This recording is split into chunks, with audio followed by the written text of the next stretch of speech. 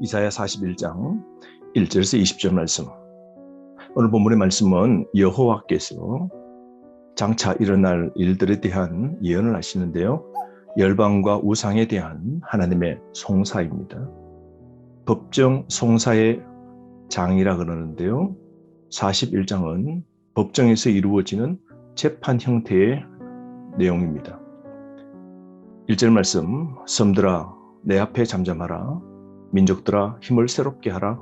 가까이 나오라. 그리고 말하라. 우리가 서로 재판 자리에 가까이 나아가자. 오늘 하나님께서 민족들을 소환하시는데요. 그 이유는 변론하기 위함입니다.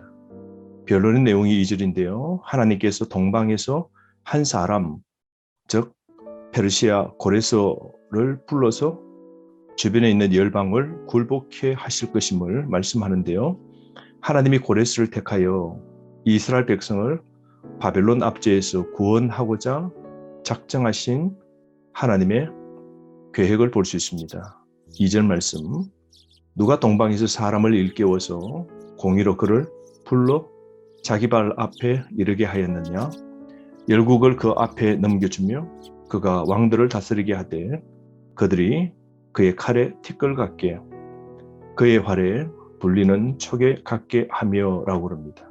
장차 동방의 페르시아 고레스가 나라를 이루어 주변에 있는 바빌론과 열방들을 치게 되는데요. 승리로 이끌 것을 오늘 하나님께서 말씀하시는데 이 일이 150년 후에 그대로 예언이 성취되죠. 그러니까 하나님께서는 150년 후에 될 바빌론의 포로로 끌려간 이스라엘 백성들을 고레스를 통하여 귀환하도록 하실 계획을 예언하고 계신 겁니다. 3절 말씀, 그가 그들을 쫓아가서 그의 발로 가보지 못한 길을 안전히 지났으니 고레스가 주변에 있는 나라를 치고 발로 가보지 못한 미지의 지역도 쉽게 다 정복할 것임을 말씀하죠. 그러고 보면 우리 하나님께서는 어떤 분이십니까? 역사의 무대로 고레스를 불러내시고 역사를 주관하시는 분이 알파와 오메가 되신 우리 하나님이시죠. 4절, 이 일을 누가 행하였느냐? 누가 이루었느냐? 누가 처음부터 만대를 불러내었느냐? 나 여호와라. 처음에도 나요, 나중에 있을 자에게도 내가 곧 거니라. 그러므로 모든 사건 배후에는 하나님의 뜻대로 이루어짐을 볼 수 있고요. 처음과 마지막 모든 과정을 계획대로 의도대로 역사를 진행하시는 분 여호와 하나님이십니다. 그러므로 포로로 끌려간 이스라엘 백성들을 기억하시고 그들을 다시 자유로 고국으로 돌아오도록 만드시는 이 거대한 역사의 계획을 세우시고 성취하실 분도 여호와 하나님이시죠. 그러므로 여러분 기억합시다. 현대에도 각 나라마다 지구의 역사, 모든 사건들 하나님이 주관하고 계심을 우리는 믿으셔야 됩니다. 그러므로 누가 역사의 주인인가 반드시 알아야 됩니다. 그건 우리 하나님이시죠. 고레스가 일어나 열왕들을 칠 때 그때 열왕들의 모습은 어떠할까요? 5절 말씀, 두려워하며 무서워 떨게 됩니다. 그래서 그들은 대항하기 위하여서 대표적인 일을 하게 되는데 그것은 자신들의 우상 신전을 수축하고 우상을 크게 견고하게 만듭니다. 그러므로 그 우상을 통하여 고레스를 무너뜨리려고 하지만 우상이 무슨 힘이 있겠습니까? 7절 말씀, 목공은 검장색을 격려하며 망치로 고르게 하는 자는 매질꾼을 격려하며 이르되 땜질이 잘 된다 하니 그가 못을 단단히 박아 우상을 흔들리지 아니하게 하는도다. 열왕들은 무기력한 우상에게 도움을 바라는데요. 이것이야말로 얼마나 어리석은 일입니까? 흔들리는 우상, 사람이 받쳐주어야 온전히 서 있는 우상이 무슨 능력이 있겠습니까? 그러므로 오늘 나도 붙잡고 의지하는 헛된 우상이 없습니까? 세상을 의지하고 권력과 돈을 의지하고 내 건강을 의지하는 건 흔들리는 곧 넘어질 헛된 우상을 붙잡고 있는 어리석은 행동하고 똑같은 것이죠. 그러므로 여러분, 오늘 시대의 우상의 무능함을 알고 우상의 헛된 존재임을 알고 도리어 하나님의 위대하심과 위대한 경륜을 송축하고 내 삶도 나의 역사도 하나님께 맡기는 믿음의 선택이 있어야 되지 않겠습니까? 8절부터 16절은 하나님은 이스라엘의 구속자이심을 말씀하는데요. 택한 백성을 격려하시고 구원을 약속하십니다. 8절 9절 말씀은 하나님께서 버리지 아니하심을 말씀하시는데요. 이스라엘과 하나님과의 관계를 우리는 볼 수 있습니다. 세 가지인데요. 8절 나의 종 너 이스라엘아, 나의 종이랍니다. 주인과 밀접한 관계에 있는 종입니다. 그저 하대당하는 종이 아니라 주인의 총애를 받는 종, 그가 바로 이스라엘 백성이죠. 두 번째, 하나님과 이스라엘 백성의 관계는 어떻습니까? 택한 야곱, 택한 이스라엘 백성들입니다. 이스라엘이 하나님의 백성 된 건 그들의 공로나 자격이 되어서가 아니라 하나님의 일방적인 사랑의 선택으로 된 것이죠. 그러므로 하나님과 이스라엘 백성의 관계는 전적 하나님의 선택이었습니다. 세 번째로 나의 벗, 아브라함의 자손아라고 말씀하죠. 하나님의 벗, 하나님의 특별한 사랑을 받은 자가 이스라엘입니다. 오늘 우리가 하나님의 큰 사랑을 받은 자녀임을 기억합시다. 하나님이 나를 귀한 종으로 택하시고 또 나의 특별한 사랑을 받는 자로 우리를 불러주시고 주목하고 지명해 주신 것을 감사합시다. 9절 말씀, 내가 땅끝에서부터 너를 붙들며 땅 모퉁이에서부터 너를 부르고 내게 이르기를 너는 나의 종이 되라. 내가 너를 택하고 싫어하여 버리지 아니하였다 하였노라. 하나님은 구속의 은혜를 베푸시는 분이신데요. 택하심은 결코 변할 수 없는 겁니다. 땅끝에서 갈대아 우르에서 아브라함을 부르시고 땅 모퉁이에서 부르시고 정으로 삼고 택하셔서 결단코 버리지 아니하시는 분이 우리 하나님이십니다.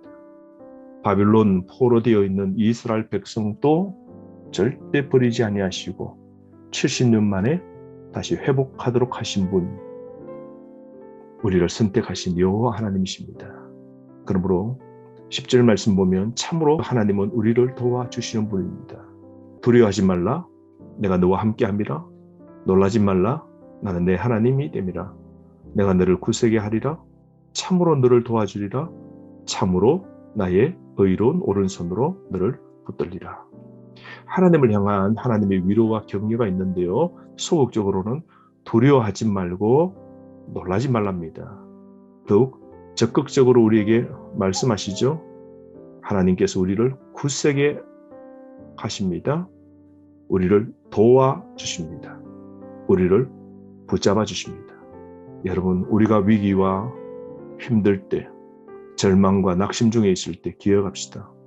하나님이 우리를 굳세게 해주시고 도와주시고 붙잡아 주십니다. 11절에서 12절 말씀은 대적의 완전한 멸망에 대해서 말씀하고 있는데요. 이스라엘에 대한 하나님의 구원의 약속이죠. 이스라엘의 대적들이 전쟁의 패배로 완전히 수치와 욕을 당하게 됨이 예언되어 있습니다. 11절, 내게 노하던 자들, 너와 다투는 자들, 12절에 너와 싸우던 자들, 너를 치는 자들. 네 가지로 설명하고 있습니다만 이 모든 대적을 어떻게 만드십니까? 11절, 수치와 욕을 당하게 만드시고 아무것도 아닌 것 같이 되도록 멸망시키시고 12절, 아무것도 아닌 것 같이 그들을 만드시고 허무한 것 같이 그들을 만들어 버리십니다. 그러므로 대적하는 자들의 비참한 운명을 안다면 우리는 어떤 상황 속에서도 우리의 구원을 확신할 수 있지 않겠습니까? 여러분, 우리가 믿음 안에 신앙 안에 주님을 붙잡고 선택받은 우리 백성, 하나님께서 끝까지 우리를 보호해주시고 우리의 대적을 치실 겁니다. 13절 말씀 하나님 말씀하시는데요. 내가 너를 도와주리라. 이스라엘이 구원받은 이유는 하나님께서 붙들고 격려하고 도우셨기 때문입니다. 13절 나 여호와 너의 하나님이 내 오른손을 붙들고 내게 이르기를 두려워하지 말라 내가 너를 도우리라 할 것임이니라. 14절부터 16절 말씀은 여호와의 구원의 약속인데요. 이스라엘의 구속자 그가 바로 여호와이심을 말씀합니다. 14절 버르지 같은 너희 야곱아 너희 이스라엘 사람들아 두려워하지 말라 나 여호와가 말하노니 내가 너를 도울 것이라 내 구속자는 이스라엘의 거룩한 이이니라. 지렁이처럼 비천하고 미약한 존재 미천한 이스라엘을 도울 자가 누구입니까? 그분이 바로 우리의 구속자 이스라엘의 거룩하신입니다. 내가 너를 도울 것이라 하나님이 말씀하십니다. 하나님 자신이 구속자 즉 고엘이라는 히브리 말인데요. 이 히브리어 고엘이라는 것은 대가를 치르고 구원해 내는 자를 말합니다.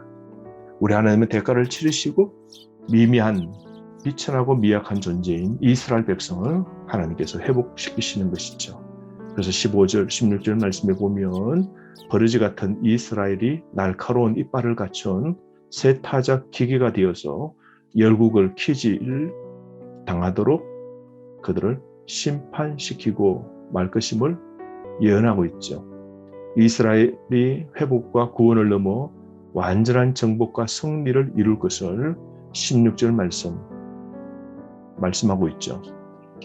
17절에서 20절 말씀은 하나님께서 이스라엘을 위기 가운데서 도우시고 회복시켜 주시는데요. 물이 없어 갈증나 혀가 마를 때 하나님께서 어떻게 하십니까? 응답하시고 그들을 버리지 아니하시고 18절 산에 강을 내고 골짜기 가운데 샘이 나도록 만드시고 광야가 못이 되게 만들고 마른 땅에 샘이 터져 나오도록 만들어 주실 것임을 18절 말씀 기록하고 있습니다.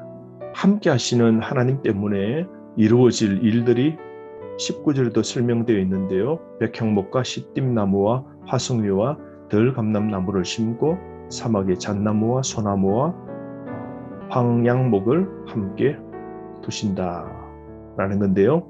더 이상 광야가 아니라 오아시스가 될 것임을 말씀합니다. 그러므로 창조의 능력으로 이스라엘의 역사를 새롭게 만드시듯 나를 오늘도 새롭게 하실 분은 오직 여호와 하나님이십니다. 하나님께서 새 창조의 목적이 무엇입니까? 20절 우리가 보고 여호와의 손이 지으신 바요 이스라엘의 거룩한 이가 이것을 창조하신 바인 줄 알며 함께 헤아리며 깨달으리라. 그러므로 나에게 지금까지 베푸신 하나님의 은혜를 잊지 맙시다. 놀라운 일이 나타나도록 역사하신 분은 창조주 하나님이십니다. 우리를 비참한 자리에서 승리하도록 만드시고 우리를 온전히 회복시켜 주실 분 구원의 하나님이십니다. 비천하고 미약한 존재를 강력한 새로운 회복과 최종의 승리를 거두도록 하실 분 여호와 하나님이십니다. 그러므로 야곱은 여전히 주의 백성이고 이스라엘을 다시 창조하시는 우리 하나님 그분이 바로 역사의 주인이십니다. 오늘도 하나님을 바라보고 고난 가운데서도 하나님은 의지하고 믿음의 승리의 삶을 사시는 저와 여러분 되기를 바랍니다.